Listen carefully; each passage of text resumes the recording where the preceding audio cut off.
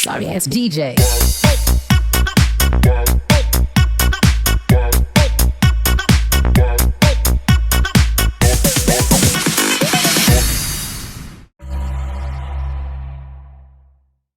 What's up you guys? Hello angels! Welcome back sa aking channel, and for today's video tayo ay magdi-DIY ulit.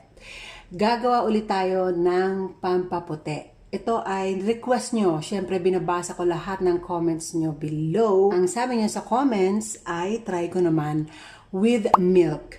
Alam naman natin ang milk ay nakakalambot ng balat. Kojic soap at saka lemon, alam naman natin na brightening.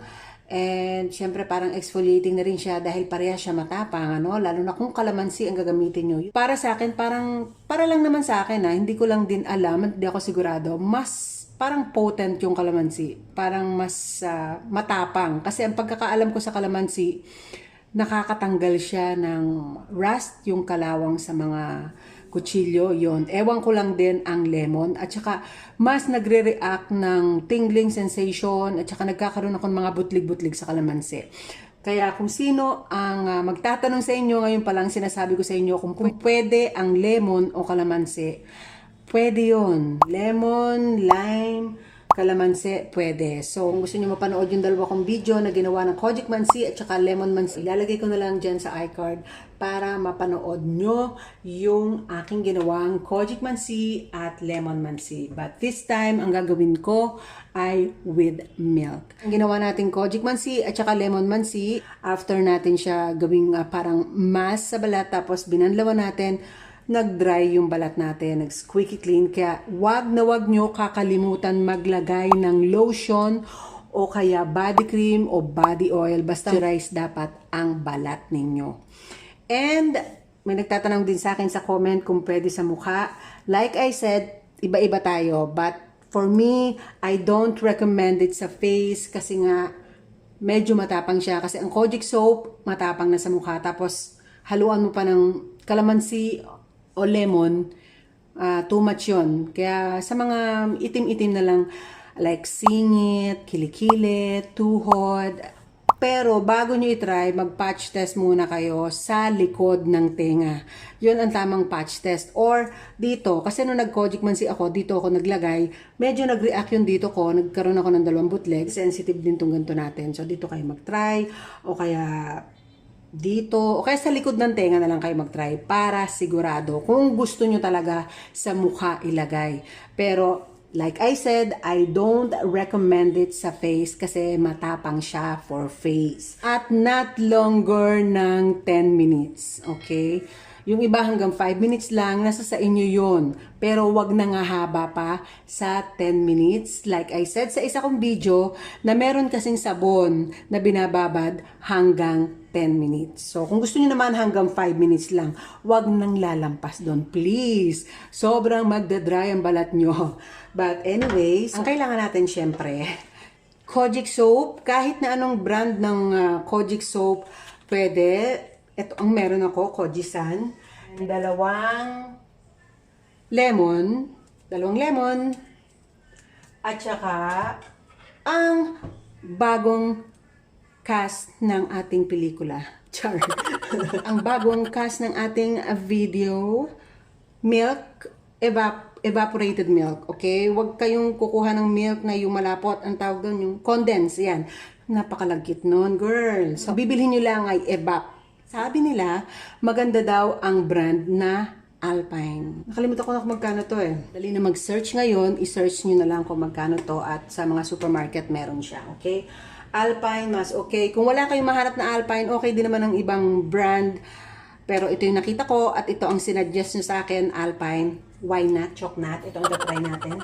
Siyempre, ito ang gagamitin ko. Hindi ako gagamit ng blender. Ayoko kasing gamitin yung aking pang smoothie sa pang DIY. So ito, madalang ko naman gamitin. Hindi naman din kasi ako nagluluto. Ito na lang ang gagamitin ko kasi may nagsasuggest sa inyo na ba't hindi ko na lang i-blender. So mag-start na tayo sa ating DIY na pampaputi.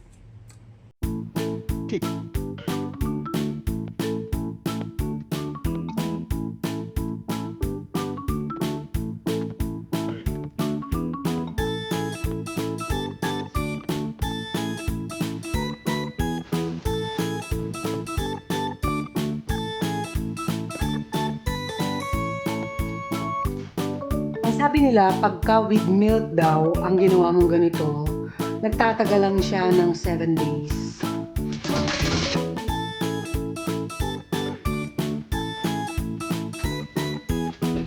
Kung napanood niyo yung aking Kojic Mansi, strip ang ginawa ko doon kasi first time kong gumawa nun. Kung ano lang yung nakita ko sa TikTok, na strips din ang ginawa. Ay sabi, matagal daw mag-shake. Yung pala, pwede pala siya pinuhin. Hindi ko alam. But anyway, nandun na tayo. Laging my first time.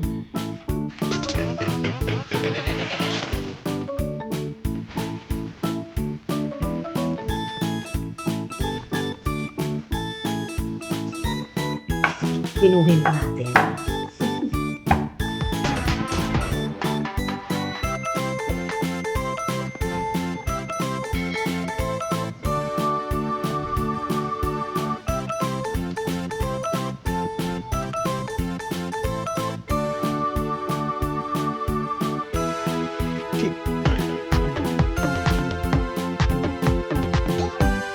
Ito yung kalahating Kojic soup.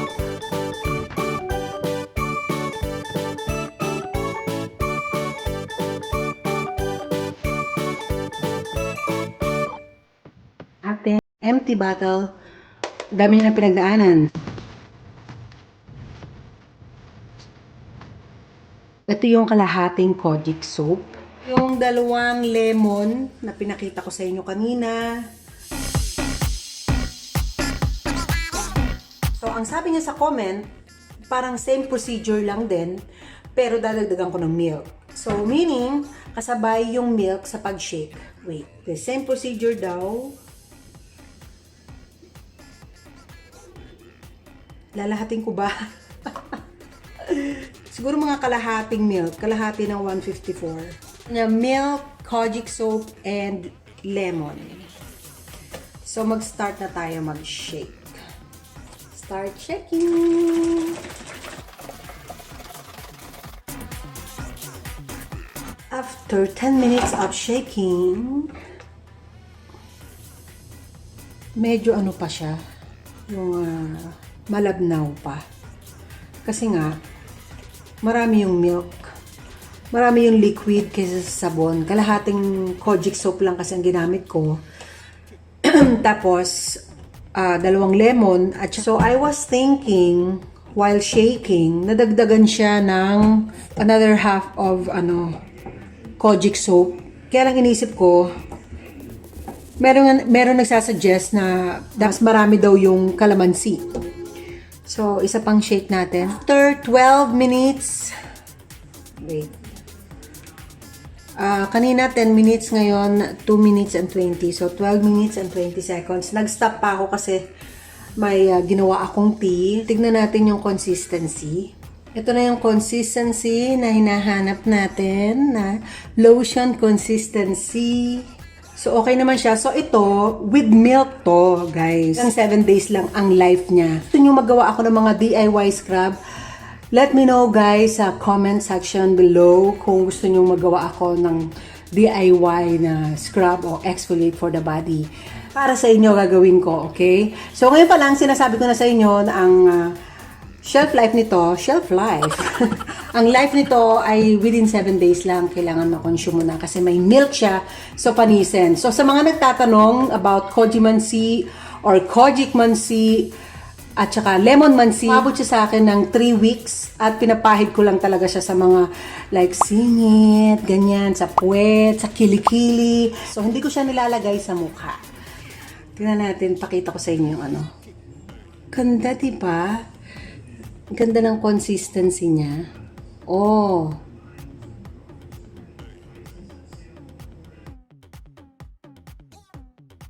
So, maglalagay tayo dito sa ating braso. Ganda, oh. Ang amoy niya, nangunguna, ang amoy ng Kojic pa rin. Dun sa ganun din eh. Sa Kojic Mansi at saka sa Lemon Mansi. Kojic soap ang nangungunang amoy. Nasa sa inyo kung gusto nyong dagdagan. Ako gusto kong dagdagan. Ganda oh. Ganda ng gawa natin, di ba? Gagawin niyo siyang mask. Babad nyo for 10 minutes. 5 to 10 minutes, ganun. Inaalagaan ko yung kamay ko. Kasi, diyan nakikita minsan ng katandaan ang ating edad. Ganyan. Kaya kailangan, pati kamay nyo, alagaan nyo. So, yan, babad muna natin ng 10 minutes. Gawin natin siyang mask. And I'll see you later, guys. After 10 minutes, kukumpara lang natin siya dun sa ginawa ko na without milk. Yung Kojic Mansi or Koji Mansi at nanuyo sa balat. Ito, nandun pa rin yung ano niya, glossy niya. Alam niyo yun? Alam niyo ibig sabihin. Pero mararamdaman mo na parang ang tight-tight ng feeling. So, hugasan na natin.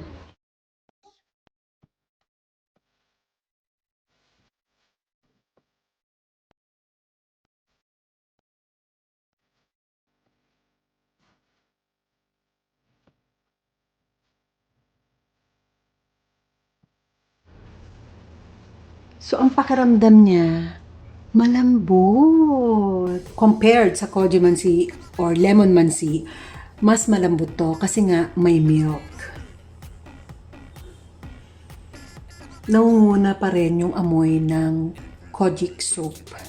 Mas magugustuhan ko ang gumawa nito kaysa sa dun sa Kojic Mansi lang o kaya Lemon Mansi. Mas okay ang may milk, mas malambot. Ngayon, kung wala naman kayong kumbaga budget din kayo at ayaw nyo bumili ng milk, pwede na rin ng calamansi or lemon with Kojic soap. Pwede na rin yun. Pero mas maganda kung merong milk para malambot sa balat. Pag may milk, doesn't mean na hindi na kayo maglo-lotion ha. Mag-lotion pa rin kayo after. Sasalamatan kayo ng skin nyo ngayon at lalo na pagdating ng panahon ng edad-edad nyo.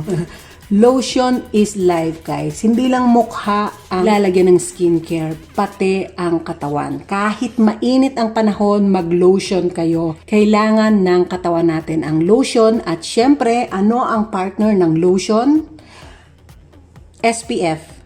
Kailangan mag-SPF kayo kahit nasa bahay lang, SPF 50 o SPF 30 pataas. Syempre, paglalabas kayo, SPF 50. Kailangan nyo, lalo na kung kayo ay nagpapaputi. Kahit sa mukha o kahit sa katawan, pag meron kayong nilagay na pampaputi, make sure na maglalagay kayo ng sunscreen kahit nasa bahay lang. Okay?